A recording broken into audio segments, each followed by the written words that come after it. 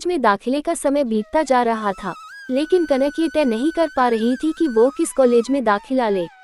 उसकी सारी सहेलियों ने अपनी अपनी पसंद के अलग अलग कॉलेजों में नामांकन करा लिया था, लेकिन कनक इसी दुविधा में थी कि कहाँ नामांकन कराया जाए। कनक ने शहर के सभी प्रतिष्ठित कॉलेजों के नामांकन फॉर्म ले लिए। कनक अपनी सहेली के साथ महिला कॉलेज की प्रधानाचार्य के पास महिला कॉलेज का फॉर्म लेने गई। महिला कॉलेज की प्रधानाचार्य उसकी सहेली की मां थी।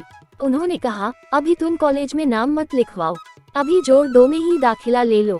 वहाँ का अनुशासन भी अच्छा है और पढ़ाई भी। इच्छा न होते हुए भी कनक को आंटी की बात माननी पड़ी। उसी दिन वह जोड़ 2 गई।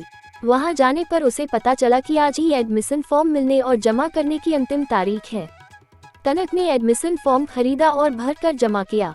फॉर्म लेने और जमा करने के दौरान कनक का ध्यान बार बार एक लड़के की ओर चला जा रहा था। तभी उसकी सहेली आई और कहा, मैंने फॉर्म जमा कर लिया है, चलो अब घर चलें। कनक घर चली आई। कुछ दिनों बाद कक्षाएं शुरू हो गई। ऐसे ही कुछ दिन बीत गए। एक दिन कनक सबसे पहले जोड़ 2 पहुंच गई थी। उस समय तक और कोई नहीं आया था। सुहाना मौसम था, हल्की हल्की मदमस्त हवा चल रही थी। तभी कनक अचानक पीछे मुड़ी तो उसे सामने से वही लड़का आता हुआ दिखा जिसे उसने फॉर्म भरने के दिन देखा था। धीमी धीमी चलती हवा उस लड़के की जुल्फें उड़ा रही थी।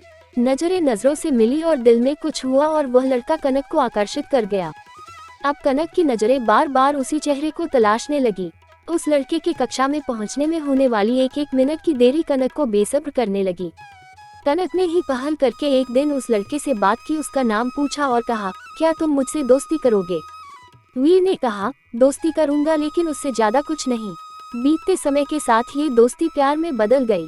कनक ने वीर से अपने प्यार का इजहार कर दिया। वीर ने अपना जवाब देने के लिए 2 दिनों का समय मांगा। इन 2 दिनों में कनक और वीर दोनों ने एक भी पल चैन से नहीं गुजारा। 2 दिनों के बाद वीर का जवाब आया, कनक, मैं भी तुमसे प्यार करता हूँ। एक नई प्रेम कहानी शुरू हो चुकी थी, लेकिन प्यार कब आसान होता है। धीरे धीरे कनक और वीर के दोस्तों और घर वालों तक ये बात पहुंच गई। एक दिन कनक वीर से मोबाइल पर बात कर रही थी, तभी उसके भैया वहां आ गए।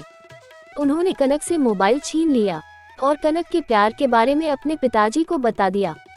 घर का माहौल बोझिल हो गया था। कनक के पिताजी नहीं चाहते थे कि कनक वीर से बात भी करे। उन्होंने कनक को वीर से बात करने से मना किया, लेकिन उसने उनकी बात मानने से इनकार कर दिया। और कनक के इनकार का नतीजा ये हुआ कि उसके पिताजी ने उसे जिंदगी में पहली बार एक चांटा मारा। अब कनक और उसके पिताजी एक दूसरे से कटे कटे से रहने लगे। बीतते वक्त के साथ सब कुछ सामान्य होने लगा। कनक के पिता ने वीर को घर आने की अनुमति दे दी। अब वीर कनक के घर आता जाता है। दोनों के परिवारों से उनके प्रेम को स्वीकृति मिल चुकी है, लेकिन उनके सामने शर्त यह है कि शादी से पहले उन्हें अपने पैरों में खड़ा होना होगा। कनक और वीर भी अपने माता पिता और बड़ों के आशीर्वाद के साथ ही शादी करना चाहते हैं। कनक और वीर का स्वजातीय होना उनके प्यार का एक अहम पक्ष रहा, जिस कारण से दोनों परिवारों ने उनके प्यार को स्वीकार कर लिया।